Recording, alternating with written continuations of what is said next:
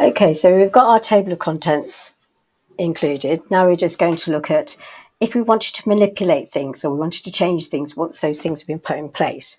So we chose our headings and we've got heading 1. So there's 3 things you can do with headings without getting into too many difficulties. 1 is you can create your own. 2 is you can modify existing headings. And 3, you can actually create a heading within your document and match one of the headings in the styles pane to take on board what you've put into your heading.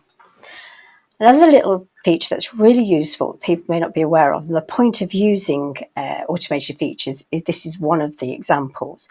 So if I click on the introduction heading and I click on it, just this little arrow at the side here, and I click down, you can see that there are 12 instances in this project template. There could be a lot more if you were doing a larger, longer document. But the beauty of it is it will pick up all the instances with that heading. So if we scroll through, you can see that they're all coming up. So now we can manipulate or modify, if you like, which is the correct language, modify that heading or all of those headings in one sweep. And we can do it by going into the side of it again. So back over into the modify, they've all been highlighted. And then we can use the different features here. So it's still called heading 1, and it's only happening in this document, what you're doing. It's not going to be happening on any new documents based on this template. This is only in this document that you can just see down here above the format button. So we can actually change the numbering of this. You can see all the actual styles that are and the formatting that's attached to the style. But if we go into the format tab, we can get into all the areas in the home tab through the tool. So if we went into the numbering, for example, we could change the numbering that we didn't like that one. We want to make our own. So we could change the numbering. It will give you an example. And then click on OK. And then you can see that that one and all the others are changed. So in one sweep, they could do that. We could go back in again. We could go to modify. They're still highlighted. Back in through the format tab. We could use borders. We could use things in paragraph like line spacing, paragraph spacing, line spacing. We could do lots of different things all through these features here. Change the font. But if we go back into there, into the numbering again, and we can go back into the one we had, OK that through and OK that through, and then everything is back to as it was. So that's the one where you're modifying and picking up all the instances as well.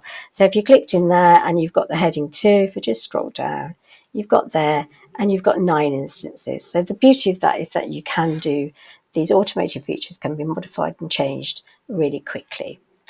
If you wanted to create your own heading, then you must place your cursor on the heading or the area you're applying it to, because then it will automatically apply. You won't have to then go off, find the heading, highlight the title or the heading that you want and apply it. So if you clicked on it and we create a heading, we just go to the create here. And then you could call it a style that you want. So it could be you could put my heading just to make it, and you could put my heading 1 based upon a paragraph. And then what we could do is we could maybe go in and we could change, we could put a border on it, which would be ridiculous, but let's just do it just for the fun of it. And let's do a red border so that you can see it properly. There we go. And OK. And then all of the that style would apply there. You click OK, it would apply on that one. And then if I wanted all the instances, there's only one because we've only done it to one. So if we wanted to apply it to all, remember what we would have done is, I'm just going to do Control Z. I don't think it's going to do that, but we can get rid of the style. So we can go back in, my heading.